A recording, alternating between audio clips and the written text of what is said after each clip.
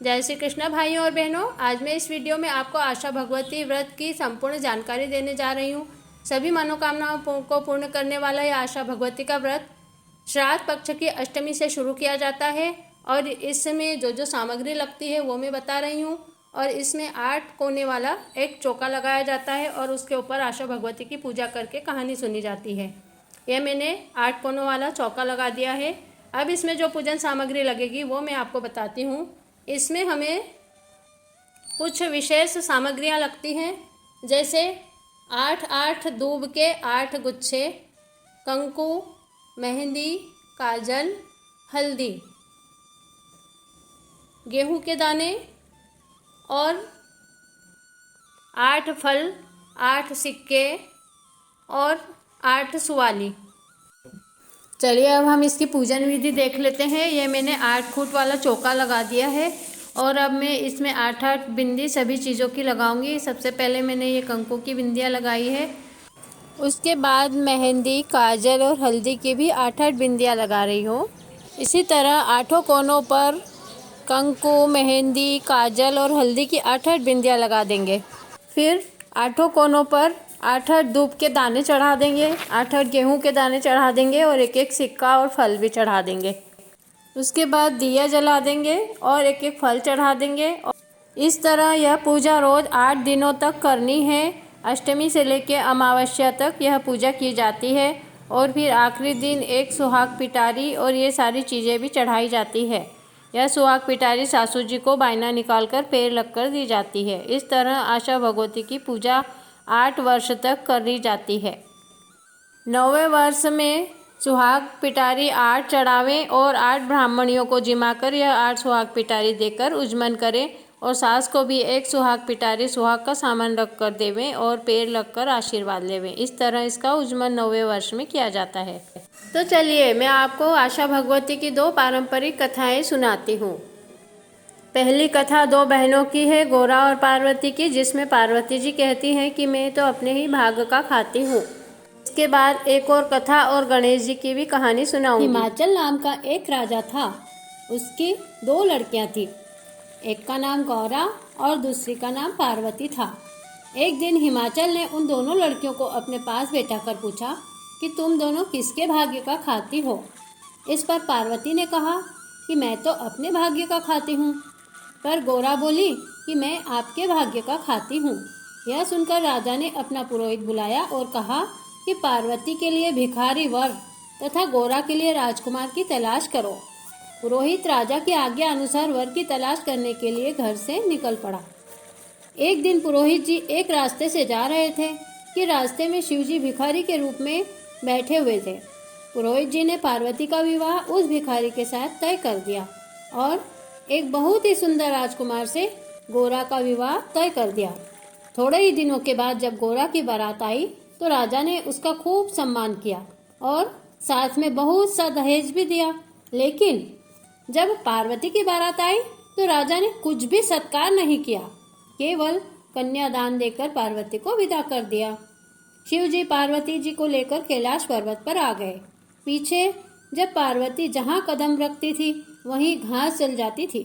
यह देखकर शिवजी ने पंडितों को बुलाया और इसका कारण पूछा। तब पंडितों ने सोच विचार कर बताया और कहा कि इनकी भाभियां आशा भगवती का व्रत करती थी। इनकी भाभियों ने अपने पीहर जाकर उजमन व्रत किया, परंतु पार्वती जी ने उजमन नहीं किया। यदि पार्वती जी भी अपनी माँ के घर जाकर व्रत करके उजमन करें तो सब दोष दूर हो जाएगा। इस प्रकार पंडितों के बताने पर शिवजी और पार्वती जी खूब कपड़े और गहने पहनकर पार्वती जी के पीहर चलने को तैयार हुए। कुछ दूर जाने पर उन्होंने देखा कि एक रानी के बच्चा होने वाला है।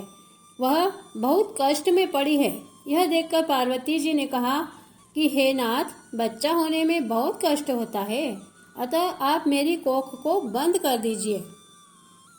शिवजी ने कहा तुम खुद बंद मत करवाओ, अन्यथा पीछे पछताओगे। फिर कुछ आगे चले तो देखा कि एक घोड़ी के बच्चा हो रहा है, उसे भी बहुत कष्ट है। यह देखकर पार्वती जी ने शिवजी से फिर हट की कि आप मेरी कोख बंद कर दो, तभी आगे चलूंगी, बच्चा होने से तो बहुत कष्ट होता है। शिवजी ने पार्वती जी को बहुत समझाया कि कोख बंद कर देने के बाद तुम्हें बहुत पछतावा होगा, परंतु पार्वती न मानी। अंत में निराश होकर शिवजी ने पार्वती जी की कोख बंद कर दी। तब वे दोनों सज धज कर आगे चले। उधर गौरा ससुराल में बहुत दुखी थी। इधर जब पार्वती शिवजी के साथ अपने पियर पहुंची तो उनके पिता माता उन्हें एक का एक न पहचान सके। जब पार्वती जी ने अपना नाम बताया तब राजा रानी बहुत खुश हुए। राजा को अपनी कही हुई पुरानी बात याद आ गई। उन्होंने पार्वती जी से पुनः पूछा कि तू किसके भाग्य का खाती है। पार्वती जी ने तुरंत उत्तर दिया कि मैं तो अपने भाग्य का ही खाती हूँ। ऐसा कहकर पार्वती जी अपनी भाभियों के पास चली गई। वहां जाकर देखती है कि वे आशा भागवती का व्रत और उज्जमन कर रही है। यह देखकर पार्वती जी ने भाभियों से कहा कि मेरे उज्जमन की भी तैयारी नहीं है, वरना मैं भी व्रत और उज्जमन करती। तब भाभियां बोली कि तुमको किस चीज की कमी है, जाकर शिवजी को बोलो, सब तैयारी हो जाएगी। पार्वती जी ने अपनी दासी को बुलाकर कहा कि शिवजी कुआं के पाल पर बैठे हैं, उनसे जाकर कहना कि पार्वती आशा भागवती का उज्जमन करना चाहती है, तो उनकी तैयारी कर दो। दासी ने जाकर शिवजी से कहा। शिवजी ने उसको 1.25 करोड़ का मुंदड़ा देकर बोले, इससे सब तैयारी कर लो। पार्वती जी ने उस मुंदड़े से बहुत सारी तैयारी कर ली। 8 सुहाग पिटारी, जिसमें कंकु, चावल, मेहंदी, काजल, टिक्की, कांच, कंगा, चूड़ा, नथ और सुवाली रख कर बनाई। 1 सुहागी पिटारी सासू जी के लिए बनाई। यह सब देखकर भाभियां बोली कि अपन तो कितने दिनों से तैयारी कर रहे हैं, फिर भी इतनी सारी तैयारी नहीं कर पाए। तुम तो जरा सी देर में सब तैयारी करके आ गई हो। सबने खूब धूमधाम से उज्जमन किया। फिर शिवजी ने पार्वती जी से बोला कि अब अपन अपने घर चलेंगे। जब ससुर ने कहा, शिवजी को जीव ने बुलाया। शंकर भगवान खूब गहने कपड़े पहनकर छोटा सा रूप धरकर गाजे बाजे से जीवने आए। ससुरा जी ने बहुत तरह की रसोई बनाई। शिवजी को देखकर सारी दुनिया बोली, भिखारी को देखकर दिया था, पर पार्वती जी तो अपने भाग से राज करती हैं।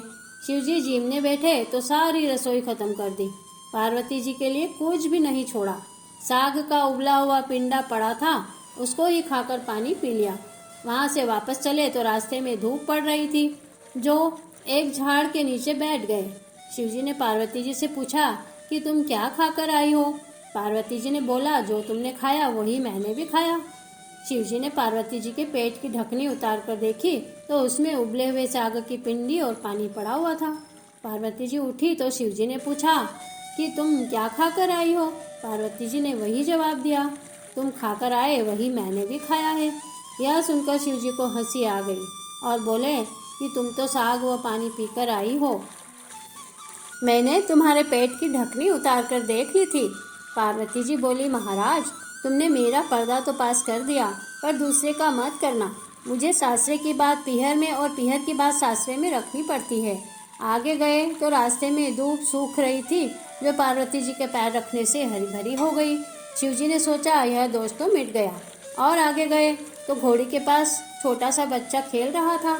शिवजी ने बोला, यह वही घोड़ी है जिसको बच्चा नहीं हो रहा था, दुख पा रही थी जब तुमने अपनी कोख बंधवाई थी। जब पार्वती जी बोली, महाराज मेरी कोख खोल दो। शिवजी बोले, अब कोख खुलेगी नहीं, मैंने तो पहले ही मना कर दिया था। और आगे गए तो रानी जलवा पूज रही थी। तब पार्वती जी ने पूछा कि यह क्या हो रहा है। शिवजी बोले, ये वही रानी है जिसको बच्चा होने में दुख हो रहा था और उसको लड़का हुआ है, अब जलवा पूजने जा रही है। यह देखकर पार्वती जी बोली, अब तो मेरी कोख खोलनी ही पड़ेगी। एकदम जिद करने लगी। तब शिवजी ने जादू के बटुए में से महल के गणेश जी बनाकर पार्वती जी को दे दिए। उसके सारे नेक चार करवाए, जलवा पुजवाई। उसके बाद पार्वती जी ने सारी नगरी में ढिंढोरा पिटवा दिया कि मैं सुहाग बांटूंगी। जिसका छोटा परिवार था वो तो भाग भाग कर सुहाग ले गई। एक ब्राह्मण बनियानी श्रृंगार करने में लग गई, जिससे उनको देर हो गई। तब तक सारा सुहाग बट गया। वो आई तो शिवजी से बोली, इनको भी सुहाग देना पड़ेगा। जब पार्वती जी ने चीटी उंगली में से मेहंदी, मांग में से कंकु, टीके में से रोली, आंख में से काजल निकाला और छींटा दिया, सारी नगरी में जय जयकार होने लगी। हे पार्वती माता, जैसे सबको सुहाग दिया वैसा मेरे को भी देना। कहते ने सुनता ने, हुकारे भरते ने सारे परिवार को देना। बोलिए पार्वती माता की जय। बोलिए शंकर पार्वती भगवान की जय। पार्वती माता की जय। आशा भगवती की दूसरी कहानी। एक समय शिव और पार्वती जोगी व जोगन का वेश बनाकर दुनिया में आए। एक साहूकार की संतान न होने से वह बहुत दुखी रहता था। शिव व पार्वती उसके घर के पास से निकले तो बनिए को देखकर शिव बोले कि सेठ जी आप उदास क्यों हो। सेठ जी बोले महाराज बहुत जप तप करवाए पर अभी तक कोई संतान नहीं हुई, आप ही कोई उपाय बताइए। शिव जी बोले कि सेठ जी हम तो मांगते खाते फिरते हैं, हमारे पास कहाँ संतान है। इतना कहकर शिव जी आगे चले गए। पार्वती जी बोली महाराज बेचारे को एक पुत्र तो दे दिया होता। इस पर शिव जी बोले इसके भाग्य में ही नहीं है, तब मैं कहाँ से दूं। आगे गए तो कुछ लोग एक गाय को मार मार कर गांव से बाहर निकाल रहे थे। शिव जी बोले भाइयों इसे क्यों मारते हो। लोग बोले यह ना तो बच्चा देती है न दूध देती है। यह सुनकर शिव जी आगे चले गए। अयोध्या नगरी में घूम फिर कर वापस आए तो देखा कि वही गाय एक ब्राह्मण के घर बंधी हुई है। नीचे एक सफेद रंग का बछड़ा दूध पी रहा है। शिव जी ने कहा ये गाय दूध देने लग गई क्या। ब्राह्मण बोला अब तो इसकी कोख चालू हो गई है। शिव जी आगे चले। उसी बनिए के दरवाजे पर पहुंचे। साहूकार अपने बच्चे को गोद में लिए खिला रहा था। शिव जी ने पूछा सेठ जी यह तुम्हारा लड़का है। साहूकार बोला महाराज ये आप ही का दिया हुआ है, आप ही के प्रताप से यह हुआ है।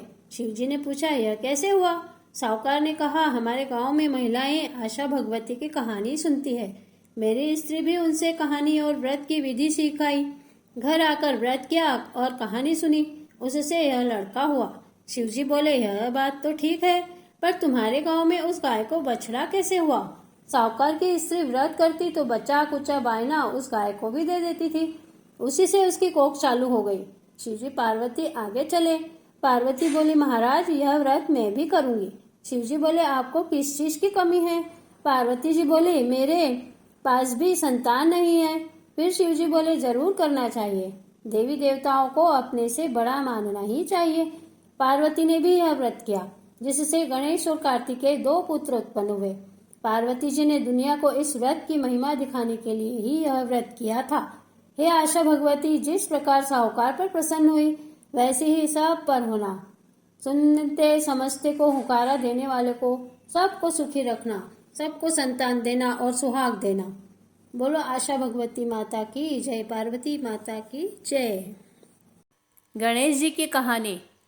एक छोटा सा लड़का था, वह घर से लड़ाई कर कर निकल गया और बोला कि मैं तो गणेश जी से मिलकर ही आऊँगा। चलते चलते वह घने जंगल में पहुँच गया। अब गणेश जी ने सोचा कि यह मेरा नाम लेकर घर से निकला है, अगर मैं इसको नहीं बचाऊंगा तो इसको बाग बगीरा खा जाएगा। गणेश जी छोटे से लड़के का रूप धरकर जंगल में आए और बोले कि तुम कहाँ जा रहे हो। लड़के ने कहा कि मैं गणेश जी से मिलने जा रहा हूँ। लड़के ने कहा काई मांगू बापूजी, ढोलो हिंगराज को, पूछो गजराज को, दाल भात गेवा का फलका, ऊपर डबसो खांड को, पड़ोसन वाली ऐसे मांगू जाने फूल गुलाब को। गणेश जी ने कहा कि तुमने तो सब कुछ मांग लिया है, लेकिन जाओ तुम्हारे घर जाओ, तुम्हें यह सब कुछ मिल जाएगा। जब लड़का वापस घर आया तो घर आकर देखा कि एक छोटी सी बिन्नी पटिए पर बैठी है और घर में बहुत धन हो रहा है। लड़के ने अपनी माँ से कहा कि माँ देखो मैं विंदायक जी से सब कुछ मांग कर लाया हूँ। माँ भी बहुत खुश हो गई और लड़के के घर में 9 निधि 12 सिद्धि हो गई, खूब धन दौलत हो गया। हे विंदायक जी महाराज जैसे उस लड़के पर टूटे वैसे सबके ऊपर टूटना, कहता ने सुनता ने हुकारा भरता ने तुम्हारा नाम लेता ने। बोलिए गजानन भगवान की जय। बोलो गजानन भगवान की जय।